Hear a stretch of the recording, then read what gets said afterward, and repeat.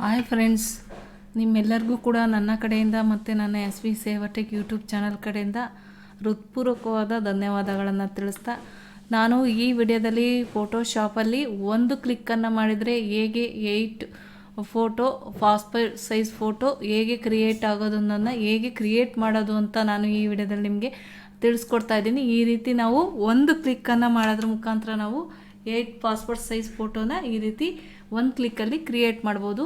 ಹೇಗೆ ಕ್ರಿಯೇಟ್ ಮಾಡೋದಂತ ನಾನು ಈ ವಿಡಿಯೋದಲ್ಲಿ ನಿಮಗೆ ತಿಳಿಸ್ಕೊಡ್ತಾ ಇದ್ದೀನಿ. ಹಾಗೆ ಏನಾದರೂ ನಮ್ಮ SV ಸೇವಟೆಕ್ ಯೂಟ್ಯೂಬ್ ಚಾನಲ್ನ ಸಬ್ಸ್ಕ್ರೈಬ್ ಮಾಡಿಲ್ಲ ಅಂದರೆ ಇಲ್ಲೇ ಸಬ್ಸ್ಕ್ರೈಬ್ ಮಾಡಿ, ಪಕ್ಕದಲ್ಲಿ ಬರುವ ಬೆಲ್ ಬಟನನ್ನು ಕ್ಲಿಕ್ ಮಾಡಿ. ನೀವು ಯಾವುದೇ ಒಂದು ಫೋಟೋ ತಗೊಂಡು ಒಂದು ಕ್ಲಿಕ್ಕಲ್ಲಿ ಆಕ್ಷನ್ ಫೈಲನ್ನು ಕ್ರಿಯೇಟ್ ಮಾಡ್ಕೊಂಡ್ರೆ ಯಾವಾಗ ಬೇಕಾದರೂ ನೀವು ಅದನ್ನು ಯೂಸ್ ಮಾಡ್ಕೊಳ್ತಾ ಒಂದು ಕ್ಲಿಕ್ಕಲ್ಲಿ ನಾವು ಫೋಟೋಶಾಪನ್ನು ಆಕ್ಷನ್ ಫೈಲನ್ನು ಈ ರೀತಿ ಕ್ರಿಯೇಟ್ ಮಾಡ್ತಾ ಹೋಗ್ಬೋದು. ಹಾಗಾಗಿ ನೋಡಿ, ಈ ರೀತಿ ನೀವು ಒಂದೇ ಕ್ಲಿಕ್ಕಲ್ಲಿ ನೀವು ಕೂಡ ಕ್ರಿಯೇಟ್ ಮಾಡ್ಬೋದು. ಹೇಗೆ ಅನ್ನೋದನ್ನ ನೀವು ತಿಳ್ಕೊಳ್ಳೋದಾದರೆ ಈ ವಿಡಿಯೋನ ಫುಲ್ ನೋಡಿ. ಈ ರೀತಿ ನಾವು ಒಂದೇ ಒಂದು ಕ್ಲಿಕ್ಕಲ್ಲಿ ನಾವು ಈ ರೀತಿ ನೋಡಿ, ಒಂದು ಕ್ಲಿಕ್ಕಲ್ಲಿ ನಾನು ಈ ರೀತಿ ತೋರಿಸ್ತಾ ಇದ್ದೀನಿ. ಈ ರೀತಿ ಹೇಗೆ ಕ್ರಿಯೇಟ್ ಮಾಡೋದು ಅಂತ ನಾನು ಈಗ ತೋರಿಸ್ತಾ ಇದ್ದೀನಿ, ನೋಡೋಣ ಬನ್ನಿ. ನಾವಿವಾಗ ಫೋಟೋಶಾಪ್ನ ಓಪನ್ ಮಾಡಿದ್ದೀನಿ. ಓಪನ್ ಮಾಡಿದಾಗ ನಾನು ಮುಂಚೆ ಕ್ರಿಯೇಟ್ ಮಾಡಿರೋ ಒಂದು ಇದನ್ನು ನಾನು ಇಲ್ಲಿ ಡಿಲೀಟ್ ಮಾಡ್ತಾ ಇದ್ದೀನಿ. ಇವಾಗ ಡಿಲೀಟ್ ಮಾಡ್ತಾ ಇದ್ದೀನಿ ನಾನು ಇವಾಗ ಇದನ್ನು.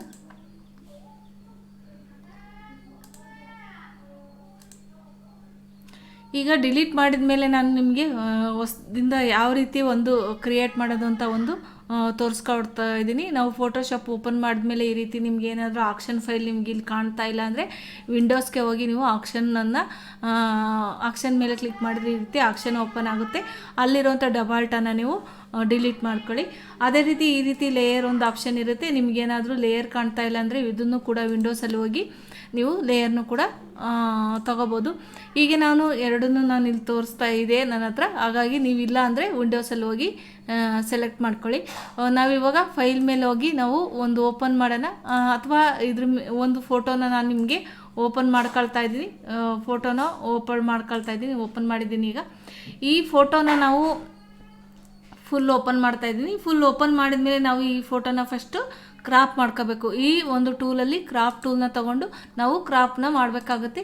ಈ ಒಂದು ಪಾಸ್ಪೋರ್ಟ್ ಸೈಜ್ ಫೋಟೋದ ಸೈಜ್ ಎಷ್ಟು ಅಂದರೆ ನಾವಿಲ್ಲಿ ಎಷ್ಟು ತೊಗೊಳ್ತೀವಿ ಅಷ್ಟು ನೆನಪಿರಬೇಕು, ನೋಟ್ ಮಾಡಿಟ್ಕೊಳ್ಳಿ. 3.5 cm ಅಂದರೆ ಸೆಂಟಿಮೀಟರ್ ಅಂತೇಳಿ ಅರ್ಥ. ನೀವು cm ಅಂತ ಟೈಪ್ ಮಾಡಲೇಬೇಕಾಗುತ್ತೆ. 4.5 cm, ಇದು ಕೂಡ cm ಅಂದರೆ ಅದರ ವಿಡ್ತು 3.5 cm ಇರುತ್ತೆ. ಹೈಟು 4.5 cmನ ತಗೊಳ್ಳಿ. ರೆಸಲ್ಯೂಷನ್ನ 300 ತಗೊಳ್ಳಿ. ಅದಾದಮೇಲೆ ಈ ಫೋಟೋ ಮೇಲೆ ಬಂದು ನೀವು ಕ್ರಾಪನ್ನು ಮಾಡಿ.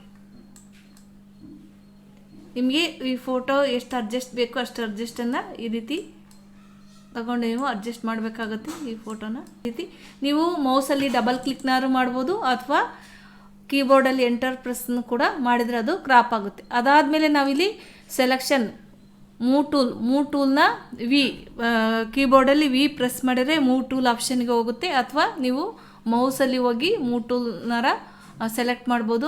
ಇದನ್ನು ನಾವು ಈ ಫೋಟೋನ ಕಂಟ್ರೋಲ್ A ಪ್ರೆಸ್ ಮಾಡಿ ಪೂರಾ ಫೋಟೋನ ಸೆಲೆಕ್ಟ್ ಮಾಡ್ಕೋಬೇಕಾಗುತ್ತೆ. ಅದಾದಮೇಲೆ ನಾವು ಎಡಿಟ್ ಮೇಲೆ ಹೋಗಿ ನಾವು ಸ್ಟ್ರೋಕನ್ನು ಕೊಡಬೇಕಾಗುತ್ತೆ. ಸ್ಟ್ರೋಕು ನಾನು ವಿಡ್ತನ್ನು 3 ಪಿಕ್ಸೆಲ್ ಅಥವಾ 4 ಪಿಕ್ಸೆಲ್ ಎರಡರಲ್ಲಿ ಯಾವುದಾದ್ರೂ ಒಂದು ಕೊಡಿ. ನಾನು 3 ಪಿಕ್ಸೆಲ್ ಅಥವಾ 4 ಪಿಕ್ಸೆಲ್ ಯಾವುದನ್ನು ಕೊಟ್ಟರು ನಡೆಯುತ್ತೆ. ಅದಾದಮೇಲೆ ಇಲ್ಲಿ ಕಲರ್ ಮೇಲೆ ಟಿಕ್ ಮಾಡಿ ನಿಮಗೆ ಯಾವ ಕಲರ್ ಬೇಕು ಆ ಕಲರ್ನ ನೀವು ಇಲ್ಲಿ ಸ್ಟ್ರೋಕನ್ನು ಸೆಲೆಕ್ಟ್ ಮಾಡಿ. ಇನ್ನು ಉಳಿದಂಥ ಎಲ್ಲ ಕೂಡ ನಾರ್ಮಲ್ ಇರಲಿ. ಇದು ಇನ್ಸೈಡ್ ಲೊಕೇಶನ್ ಅಂತ ಇದೆಯಲ್ಲ, ಅದು ಇನ್ಸೈಡ್ ಇಲ್ಲಿ 3 ಆಪ್ಷನ್ ಇದೆ: ಇನ್ಸೈಡ್, ಸೆಂಟರ್ ಮತ್ತು ಔಟ್ಸೈಡ್ ಅಂತೇಳಿ.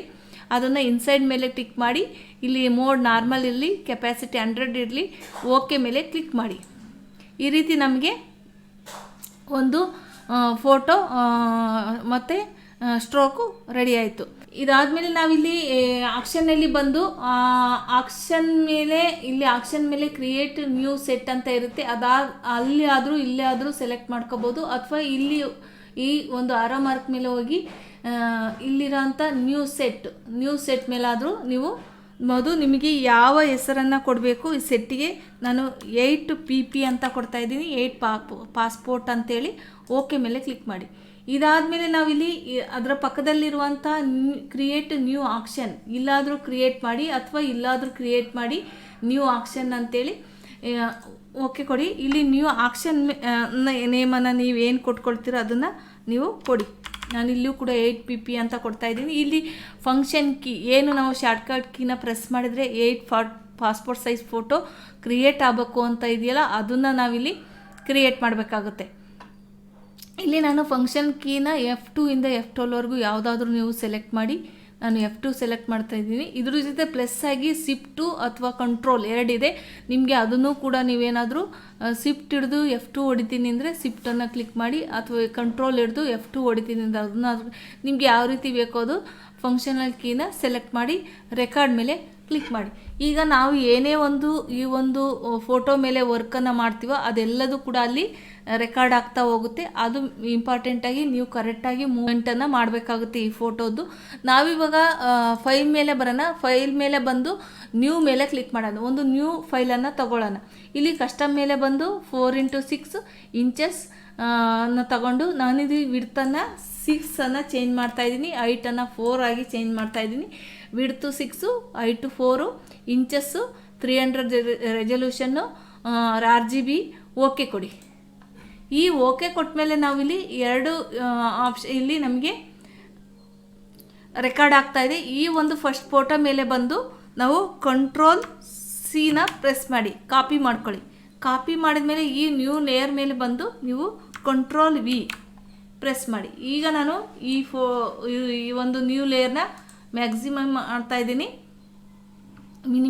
ಮ್ಯಾಕ್ಸಿಮಮ್ ಮಾಡಿ ಈ ಒಂದು ದೊಡ್ಡದಿರೋದನ್ನ ಒಂದು ಸ್ವಲ್ಪ ಮೌಸನ್ನು ಆಲ್ಟ್ ಹಿಡಿದು ಸ್ಕ್ರೋಲ್ ಮಾಡ್ಕೊಳ್ತಾ ಇದ್ದೀನಿ. ಈ ರೀತಿ ಮೌಸನ್ನು ಹಿಂದೆ ಮುಂದೆ ಆಡಿಸಿದ ರೀತಿ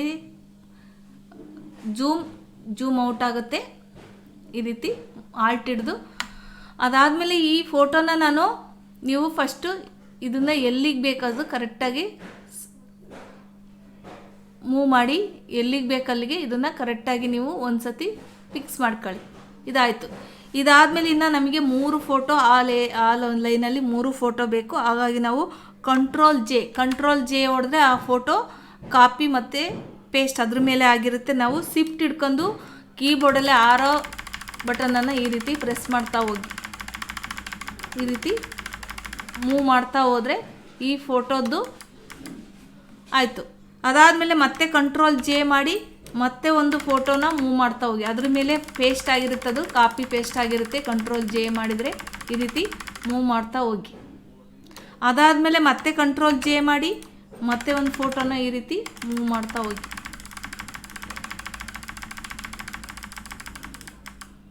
ಈ ರೀತಿ ಮೂವ್ ಮಾಡ್ತಾ ಹೋಗಿ.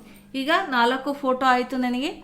ಇಲ್ಲಿ ಈ 4 ಫೋಟೋನ ನಾವಿಲ್ಲಿ ಸೆಲೆಕ್ಟ್ ಅಥವಾ ಲಿಂಕ್ ಈ ಒಂದು ಲೇಯರ್ ಆಪ್ಷನ್ ಮೇಲೆ ಬಂದು ಇಲ್ಲಿ ಈ ಒಂದು 4 ಫೋಟೋ ಇಲ್ಲಿ ಬ್ಯಾಕ್ಗ್ರೌಂಡ್ ಇದೆ, ಅದನ್ನು ಏನು ಟಿಕ್ ಮಾಡಬೇಡಿ. ಅದನ್ನು ಟಿಕ್ ಮಾಡಿದರೆ ನಿಮಗೆ ಆಕ್ಷನ್ ವರ್ಕ್ ಆಗಲ್ಲ. ಈ 4 ಫೋಟೋಗಳ ಲೇಯರನ್ನು ನಾನು ಲಿಂಕ್ ಮಾಡಿದ್ದೀನಿ ಅಥವಾ ಸೆಲೆಕ್ಟ್ ಅಂತ ತಿಳ್ಕೊಳ್ಳಿ. ಈ ರೀತಿ ಅದಾದಮೇಲೆ ಇಲ್ಲಿ ಮೇಲ್ಗಡೆ ಬಂದರೆ ಇಲ್ಲಿ ಡಿಸ್ಟ್ರಿಬ್ಯೂಷನ್ ಹಾರಿಜಾಂಟಲಿ ಸೆಂಟರ್ ಅಂತ ಇದೆ. ಈ ಒಂದು ಫೋಟೋಗಳ ಮಧ್ಯೆ ಇರುವಂಥ ಗ್ಯಾಪ್ನೆಸ್ನ ನಾವು ಕರೆಕ್ಟಾಗಿ ಒಂದು ಫೋಟೋದಿಂದ ಒಂದು ಫೋಟೋಕ್ಕೆ ಗ್ಯಾಪ್ನೆಸ್ನ ಸರಿ ಮಾಡಬೇಕಲ್ಲ, ಅದಕ್ಕೋಸ್ಕರ ಇಲ್ಲಿ ಡಿಸ್ಟ್ರಿಬ್ಯೂಷನ್ ಹಾರಿಜಾಂಟಲಿ ಸೆಂಟರ್ ಅದ್ರ ಮೇಲೆ ನೀವು ಟಿಕ್ ಮಾಡಿ. ಈಗ ಅದು ಅಡ್ಜಸ್ಟ್ ಆಯಿತು. ಅಡ್ಜಸ್ಟ್ ಆದಮೇಲೆ ನಾವಿವಾಗ ಈ ಒಂದು 4 ಫೋಟೋ ಲೇಯರ್ನ ಮರ್ಜ್ ಮಾಡಬೇಕು. ಅದಕ್ಕೆ Ctrl+E ಪ್ರೆಸ್ ಮಾಡಿ. ಈ 4 ಫೋಟೋಗಳ ಲೇಯರ್ ಒಂದೇ ಲೇಯರ್ ಆಗಿ ಮರ್ಜ್ ಆಯಿತು. ಮರ್ಜ್ ಆದಮೇಲೆ ಮತ್ತೆ ಈ ಫೋಟೋ ನಮಗೆ ಈ 4 ಫೋಟೋ ಕೆಳಗಡೆ ಬರಬೇಕಲ್ವ, ಅದಕ್ಕೆ ನಾವು Ctrl+J ಪ್ರೆಸ್ ಮಾಡಿ. ಈಗ ಅದು ಆ ಫೋಟೋ ಮೇಲೆ ಒಂದು ಕಾಪಿ ಪೇಸ್ಟ್ ಆಗಿದೆ. ನಾವು ಶಿಫ್ಟ್ ಹಿಡಿದು ಈ ರೀತಿ ಫೋಟೋನ ಮೂವ್ ಮಾಡಿ.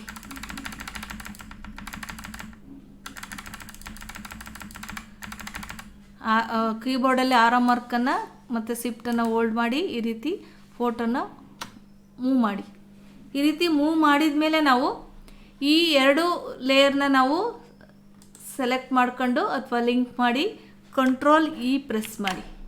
Ctrl+E ಪ್ರೆಸ್ ಮಾಡಿದರೆ ಇಲ್ಲಿ ನಮಗೆ ಇದು 8 ಕಾಪಿ ನಮಗೆ ರೆಡಿ ಆಯಿತು. ಇದಾದಮೇಲೆ ನಾವಿಲ್ಲಿ ಸ್ಟೋರಿಗೆ ಬಂದು ರೀಸ್ಟೋರ್ ಮೇಲೆ ಬಂದು ಈ ಒಂದು ಹಳೆಯ ಫೋಟೋ ಏನಿದೆ ಇದು ನಾವು ಈ ಫೋಟೋನ ನಾವು ಕ್ಲೋಸ್ ಮಾಡಿ, ಆ ಫೋಟೋನ ಕ್ಲೋಸ್ ಮಾಡಿ.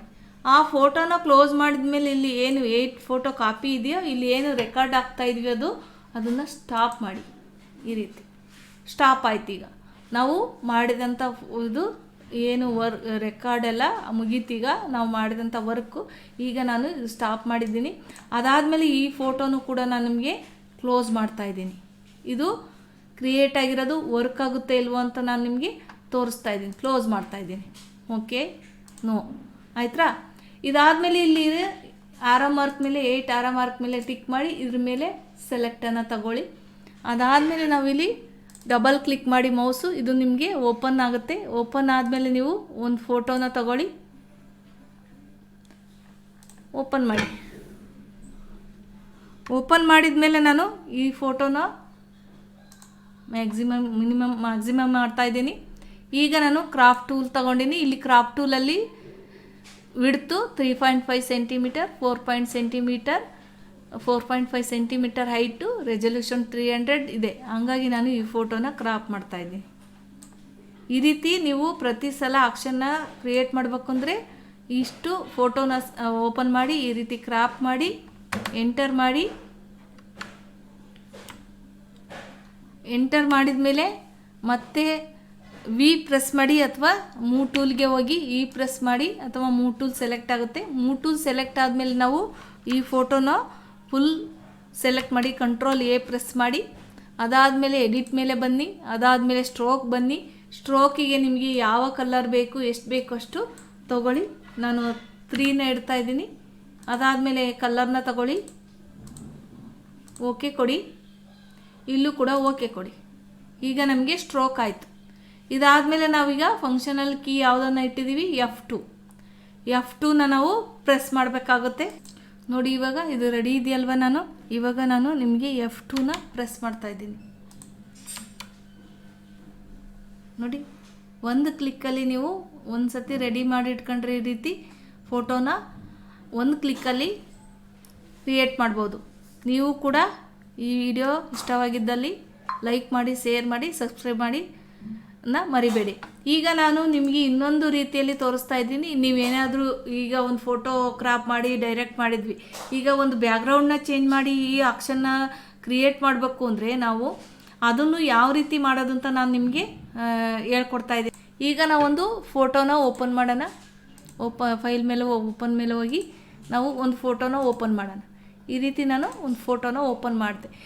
ಈಗ ಇಲ್ಲಿ ಏನಪ್ಪ ಅಂದರೆ ಅಲ್ಲಿ ಡೈರೆಕ್ಟು ಕ್ರಾಪ್ ಮಾಡಿ ಫೋಟೋನ ಸೆಲೆಕ್ಟ್ ಮಾಡಿ ಸ್ಟ್ರೋಕ್ ಕೊಟ್ಟು ಫಂಕ್ಷನಲ್ ಕೀನ ಪ್ರೆಸ್ ಮಾಡಿದರೆ ಅದು ಆಟೋಮೆಟಿಕ್ಕಾಗಿ 8 ಫೋಟೋ ರೆಡಿ ಆಗುತ್ತೆ. ಆದರೆ ಇಲ್ಲಿ ನಾವು ಬ್ಯಾಕ್ಗ್ರೌಂಡನ್ನ ಚೇಂಜ್ ಮಾಡಬೇಕು ಅಂದರೆ ಫಸ್ಟ್ ಕ್ರಾಪನ್ನು ಮಾಡಬಾರ್ದು. ನಾವು ಏನೇ ಒಂದು ಚೇಂಜಸ್ನ ಮಾಡಿದ ಮೇಲೆ ನಾವು ಎಲ್ಲ ಫುಲ್ಲು ವರ್ಕ್ ಎಲ್ಲ ಮುಗಿದ ಮೇಲೆ ನಾವು ಈ ಒಂದು ಕ್ರಾಪನ್ನು ಮಾಡಬೇಕಾಗುತ್ತೆ. ಈಗ ನಾನು ಈ ಫೋಟೋನ ತಗೊಂಡಿನಿ. ಈಗ ನೀವು ಮ್ಯಾಜಿಕ್ ವಾಂಡ್ ಟೂಲ್ ಮೇಲೆ ಬನ್ನಿ. ಈಗ W ಪ್ರೆಸ್ ಮಾಡಿದರೂ ಆಗುತ್ತೆ. ಮ್ಯಾಜಿಕ್ ವಾಂಡ್ ಟೂಲ್ ಮೇಲೆ ಬಂದು ಈ ಒಂದು ಫೋಟೋ ಮೇಲೆ ನೀವು ಕ್ಲಿಕ್ ಮಾಡಿ. ಈ ರೀತಿ ಫೋಟೋ ಸೆಲೆಕ್ಟ್ ಆಗುತ್ತೆ.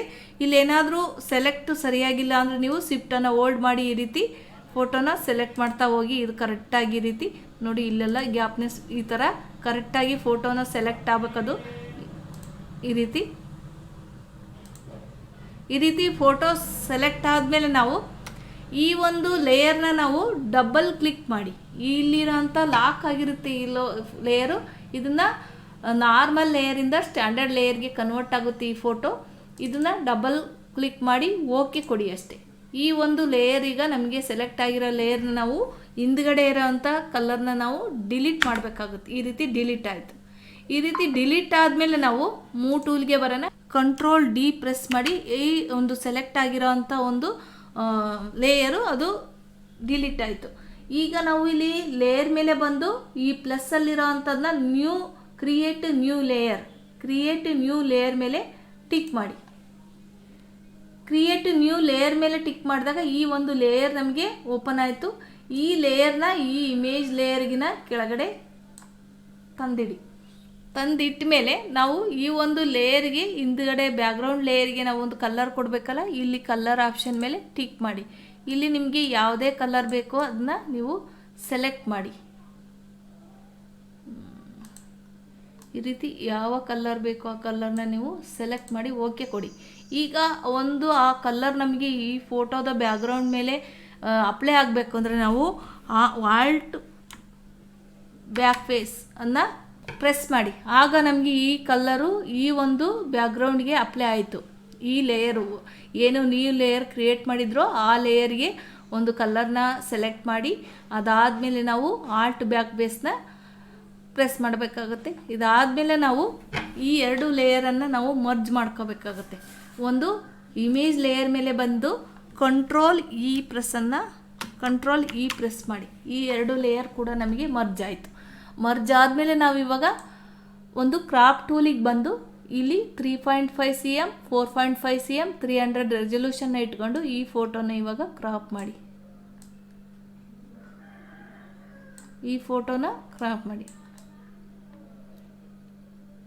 ಫೋಟೋನ ಕ್ರಾಪ್ ಮಾಡಿ ಮೌಸಲ್ಲಿ ಡಬಲ್ ಕ್ಲಿಕ್ನಾರ ಮಾಡಿ ಅಥವಾ ಕೀಬೋರ್ಡಲ್ಲಿ ಎಂಟರ್ ಬಟನನ್ನು ಪ್ರೆಸ್ ಮಾಡಿ. ಈ ರೀತಿ ಕ್ರಾಪ್ ಆಯಿತು. ಅದಾದಮೇಲೆ ಮೂವ್ ಟೂಲಿಗೆ ಬಂದು ನಾವು ಈ ಫೋಟೋನ ಫುಲ್ ಸೆಲೆಕ್ಟ್ ಮಾಡಿ. ಏನು ಪ್ರೋಸೆಸ್ ಮಾಡ್ತೀವಲ್ಲ ಫೋಟೋನ ಓಪನ್ ಮಾಡಿದ್ಮೇಲೆ ಆ ರೀತಿ ಎಲ್ಲ ಆದಮೇಲೆ ಈ ಫೋಟೋನ ಕೂಡ ನೀವು ಮರ್ಜ್ ಮಾಡೋದಕ್ಕಿಂತ ಮುಂಚೆ ಬ್ರೈಟು ಡಾರ್ಕ್ ಏನು ಬೇಕಾದರೂ ಮಾಡ್ಕೊಂಡ್ಮೇಲೆ ಮರ್ಜ್ ಮಾಡಿ, ಆಯ್ತಾ. ಅದಾದಮೇಲೆ ನಾವು ಈ ಎಡಿಟ್ ಮೇಲೆ ಬಂದು ಸ್ಟ್ರೋಕನ್ನು ಕೊಡೋಣ. ಸ್ಟ್ರೋಕನ್ನು ಕೊಟ್ಟು ಈ 3 ಪಾಯಿಂಟ್ ಇರೋದನ್ನ ನಾನು 4 ಕೊಡ್ತಾಯಿದ್ದೀನಿ, ಇಲ್ಲಿ ಚೇಂಜಸ್ ಮಾಡ್ತಾಯಿದ್ದೀನಿ. ಅದಾದಮೇಲೆ ನಾನು ಒಂದು ಸ್ಟ್ರೋಕ್ ಕಲರ್ನ ಕೊಟ್ಟಿದ್ದೀನಿ, ಓಕೆ ಕೊಡಿ. ಇದಾದಮೇಲೆ ಇಲ್ಲಿ ಇರೋಂಥ ಎಲ್ಲ ಕೂಡ ಸೇಮ್ ಇರಲಿ, ಇನ್ಸೈಡ್ ಓಕೆ ಕೊಡಿ. ಈಗ ನಮಗೆ ಇದು ಸ್ಟ್ರೋಕ್ ಓಪನ್ ಆಯ್ತು. ಈಗ ನಾವು ಒಂದು ಫಂಕ್ಷನಲ್ ಕೀ ಏನಿರುತ್ತೋ ಇದ್ರ ಮೇಲೆ ಕ್ಲಿಕ್ ಮಾಡಿ F2 ಪ್ರೆಸ್ ಮಾಡಿ. ನೋಡಿ ಈ ರೀತಿ ನಾವು ಒಂದು ಬ್ಯಾಕ್ಗ್ರೌಂಡ್ನ ಚೇಂಜ್ ಮಾಡಿ ಕೂಡ ನಾವು ಫೋಟೋದ 8 ಕಾಪಿ ಲೇಯರ್ನ ಕ್ರಿಯೇಟ್ ಮಾಡ್ಬೋದು. Thank you for watching. ಧನ್ಯವಾದಗಳು.